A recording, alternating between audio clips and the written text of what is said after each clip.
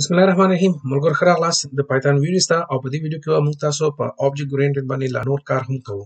نو راځو خپل سلایډز ته او سلایډز ګورو چې ما سره په نننۍ ویډیو کې انسټنس او سټاټیک میټډ اف ا کلاس دی. ملګرو په زړه ویډیو کې موږ تاسو په آبجیکټس باندې کار وکړ چې یو کلاس آبجیکټ تاسو څنګه جوړوي او همدغسې یې کې موږ په میتھډ باندې کار وکړ چې میتھډ تاسو څنګه جوړوي. په دې ویډیو کې موږ تاسو په سټاټیک میتھډ او انسټنس میتھډ باندې کار کوو. نو ملګرو راځو که تاسو د سلایډ ته وګورئ په دې کې ما سره انسټنس میتھډ دی او همداسې ما سره سټاټیک میتھډ دی.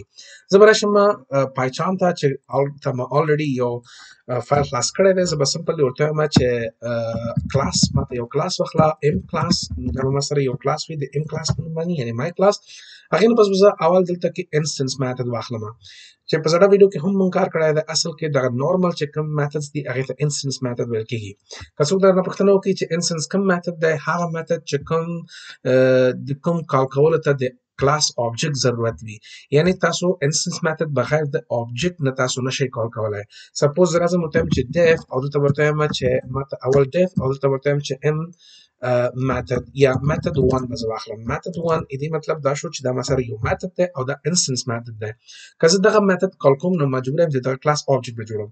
زه به راشم ورته وایم چې ماته څه کار وکړه، په دغه میتھډ ته به زه اول راشم کاما دې کې واخلم او دلته ورته وایم چې نیم او همداسې کاما اډرس به زه واخلم. صحیح دی.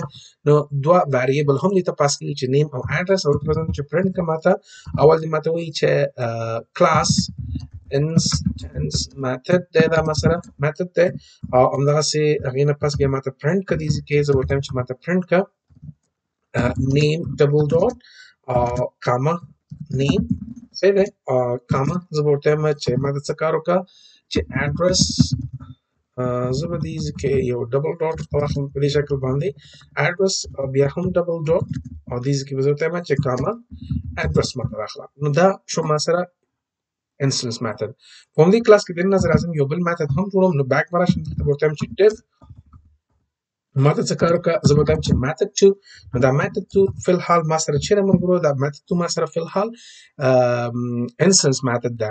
که زه راشم دلته پاس د دې نه پاس دې کې ورته چې ولیکم دلته ورته اتریټ ورکړم او دلته ورته سټاټیک ولیکم نو دا ما سره سټاټیک میتھډ شوز ملګرو. دا به زه بیک راشه دې کې نو دا ما سره سټاټیک میتھډ و.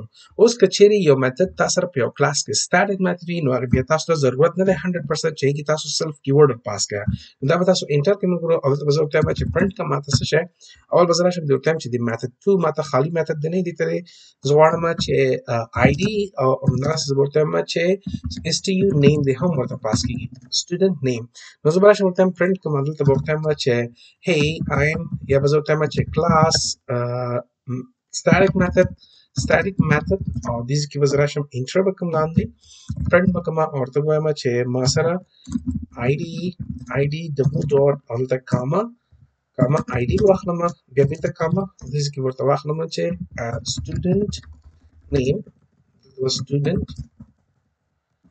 نیم به واخلم او دلته ډبل ډاټ کاما دې کې به زه ورته وایم چې دا ایس ټي یو نیم دی ورپاس شي.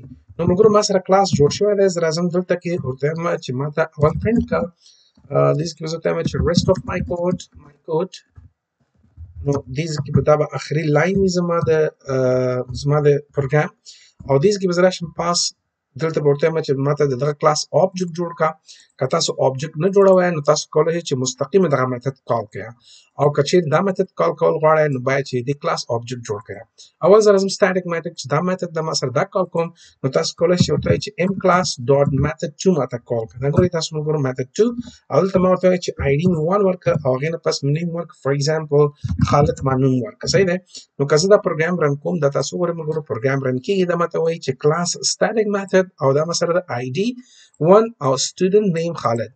همداسې که زه چې راشم احیانا ما آبجیکټ نه دی جوړ کړی خو زه غواړم څه وکړم چې ام کلاس ډاټ میتھډ 1 کال کوم نو دا ماته وایي چې ماته اول نیم راکړه. زه به ورته وایم چې نیم دی ما سره ظریف او همداسې اډرس چې دی ما سره ملبن دا مې واخیسته. که زه دا ملګرو رن کوم نو ګورو چې ماته دا څه مشکل راکوي.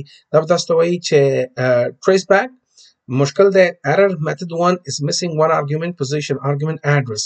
صحیح ده ملګرو دلته کې اډرس چې ما هم ور پاس کړی دی خو بیا هم دا اډرس نه قبولوي نو اصل کې د دې مشکل د اډرس نه دی ملګرو مشکل د څه دی مشکل د دې دی چې دا میتھډ موږ سره انسټنس میتھډ د سټاټیک میتھډ نه دی چې ته د کلاس په واسطه باندې دا کال کوي نو ته مجبور یې چې دلته راشي ورته وایي چې object is equal to څه کار وکړه ماته m کلاس واخله قوس بند او اوس راشه دې کې د m کلاس په ځای باندې ته object واخله نو اوس به دغه میتھډ کال شي دې کې به څه مشکل نه وي که زه دا رن کوم دا تاسو ګورئ موږ څومره ښایسته دا وایي چې کلاس static method دغه میتھډ دی او همدغسې کلاس instant method صحیح دی name ظریف او address melbourne او rest of my code آخري لاین زموږ رن شو نو موږ دا موږ سره څه the instance method او static method of a class in Python راځو سلایډز ته چې دلته دا ما already تاسو ته کړی دی ملګرو په دې شکل باندې خیر دا موږ سره د instance او د static method of a class in Python نو ملګرو که بیا هم تاسو څه مشکل حتما موږ سره شریک کړئ ملګرو او